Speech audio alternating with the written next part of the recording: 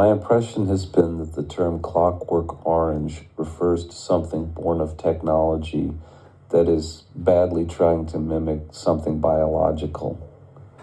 When applied to a society, it yields dystopia, a type of prison with an enforced routine. Prison cells are subject to search at any time. An open-air prison would feature this too, that is, the possibility of having one's things searched for contraband at a random time. Along with this, prison has a ban on weapons, and free speech is moderated by the need for security. The absence of these rights makes society an open-air prison. In the U.S., the Bill of Rights is supposed to give us more freedom than a convict. The distinction between a traditional prison and an open-air one would seem to be the amount of leash you have. In prison, you can't go as far. And you don't have the protection of the law, as the guards can't be everywhere all the time. Order is maintained through understandings, alliances, and treaties between groups. It is by necessity a more tribal, low-trust society. A society where no one group can challenge the incumbent who uses their concentrated power to control the conditions in which people are conditioned, thus forming their minds according to a set of social norms conveyed via actor demonstration on screen. Social issues are the agenda on which politicians run, but the pet policies of industry are set upstream of the politicians, whose careers are funded by those whose interests they serve. The fewer the people in control, the closer we get to a world designed by one brilliant person, which would be an open-air panopticon, a dystopia, a surveillance state that imprisons the minds and bodies of its subjects. It is the world of Sauron, the world of Nimrod, the world of Antichrist, where absolute power and corruption are embodied in one person or the very few who wield it for their own interest and security. Generations born into such a world would curse the generations previous that allowed for it. Where weapons are prohibited, brute force and numbers carry the day, though they can be controlled by soft power. The strong dominate the weak so long as the authorities are not actively dominating everyone else. The largest and most insular group will dominate in an open-air prison.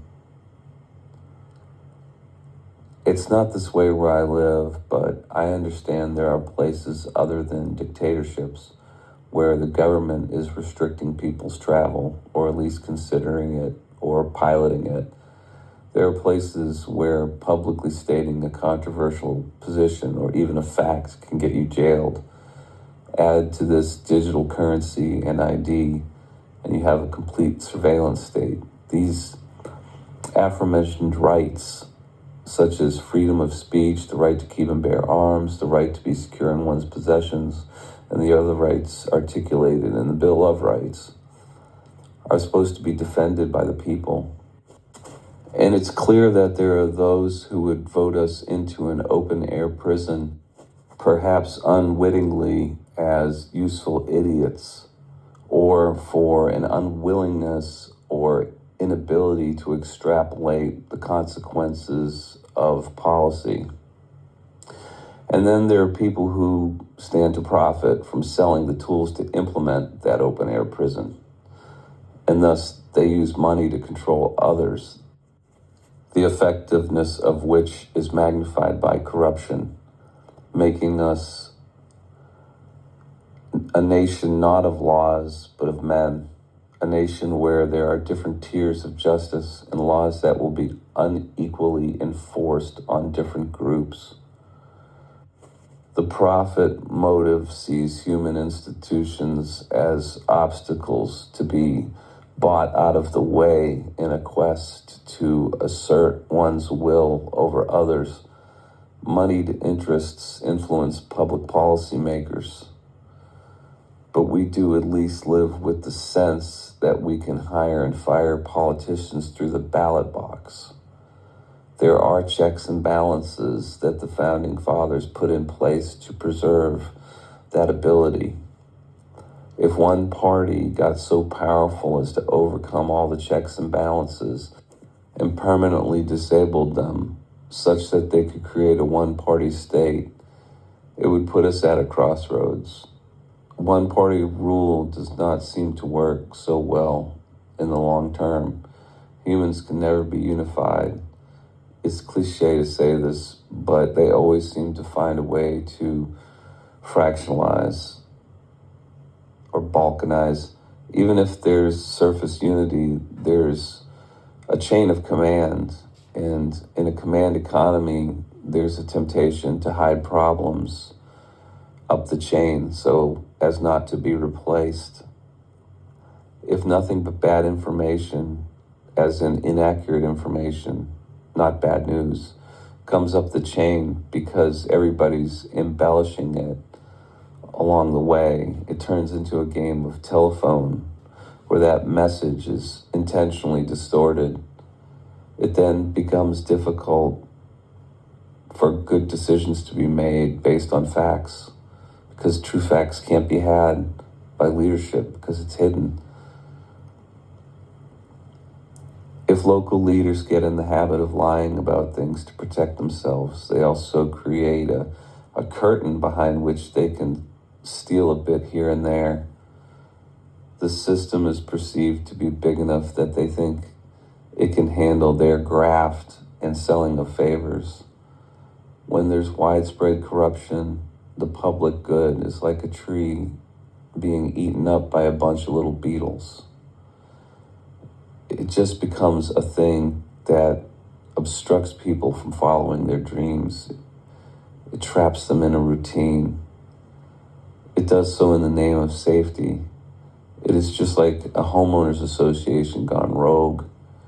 Every bureaucrat's goal is to grow the pyramid beneath them.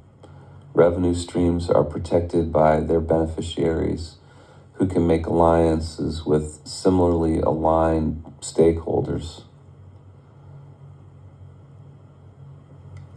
Lenin, I believe it was, is said to have stated something along the lines of that when we hang the capitalists, they'll be bidding on the contracts to sell the rope.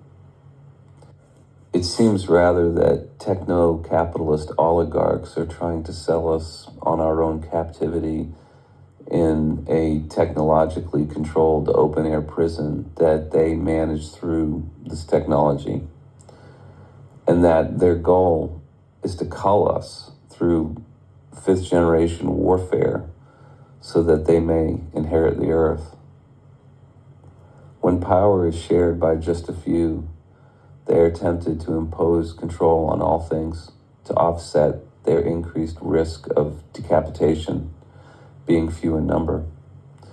Malthusians who think they can manage the earth like an ant farm would rather brute force austerity onto the human race to cut our numbers than trust the bell curve to yield individuals who can solve the problems we create. They see us as a petri dish of bacteria that will overrun its resources, a macroscopic version of Easter Island. But bacteria do not have a cultural base. Bacteria do not produce the kind of outliers that can manipulate the environment and stand on the shoulders of similar types from previous generations who brought the science to its current state. The greater the population, the more outliers in absolute terms, and all else being equal, the greater the talent pool. The more universal the opportunity to develop that talent, the richer the talent pool. Technological progress is like a ladder being climbed by generations.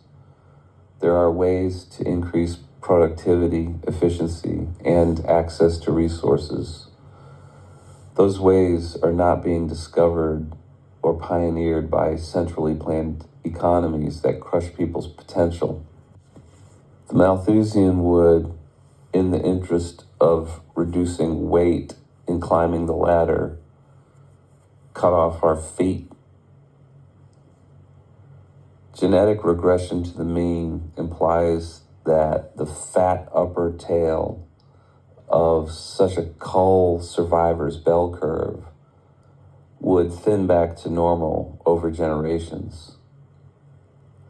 And the initial fatness of that upper tail would depend on the degree that its society of origin was meritocratic, allowing for the proliferation of the best equipped. If the self-selected survivors of some Malthusian cull were just Nepo babies, it would be a massive downgrade in talent, assuming some technology hadn't been devised to amplify their brain power and creativity, which seems to be an imperative.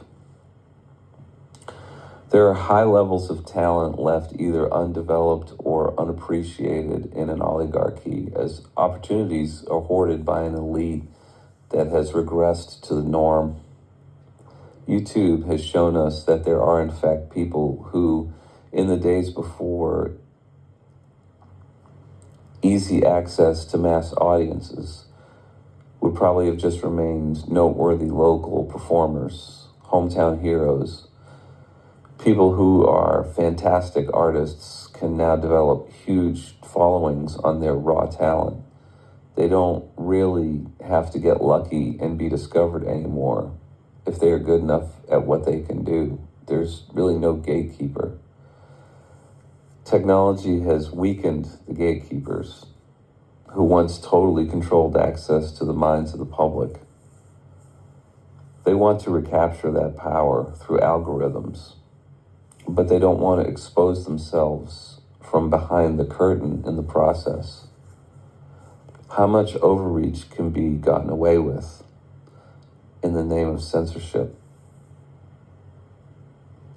The people who serve and protect the country in various ways take an oath to defend it against enemies of the Constitution, both foreign and domestic. It seems like it's possible to be more than a philosophical enemy of the Constitution and still be protected by it right up to the point where it's successfully destroyed. Corruption is the problem, measured by the efficiency with which private money is converted into public policy. There are any number of novel approaches to address this issue. People have been talking about term limits for a long time. The idea being that just as long life corrupts men's hearts in the Old Testament and thus had to be shortened, so can a long career as a politician. They make so many alliances over the years with their benefactors that there can be no independence from the will of moneyed interests. Power has become so consolidated that all of our institutions work at the behest of a group that picks candidates for us. We need to get the money out of politics at all levels. And individually, we need to disconnect our minds from their means of conditioning us. And beyond that, there's consciousness in being present and unconsciousness in living life through the lens of conditioning.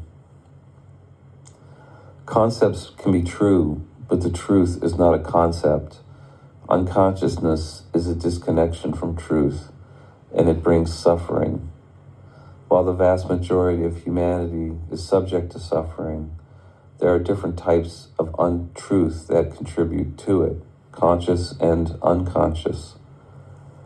Compulsive liars deal in conscious untruths, while the rest of us, though we may consciously tell a lie for gain or protection from consequences, It's not for the creation and maintenance of a false image, as it is with compulsive liars. Compulsive liars are either those who live a secret life, or they embellish and invent stories to entertain and ingratiate themselves to others. The truth just isn't good enough. A conscious being feels a genuine discomfort in lying, as it requires the creation of an alternative reality that must be supported by a mental framework which requires the energy that follows attention. And this precludes presence and thus precludes joy. This is why a compulsive liar or someone who lives as a character feels incomplete, because there is no stable self, just an evolving narrative, the maintenance of which hides the contentment that appears in alignment with the truth of this moment. Compulsive liars, thieves, people who invent backstories for themselves, and people who live with an ongoing secret are subject to a perpetual disconnection from reality via a rumination that's believed to be essential for survival.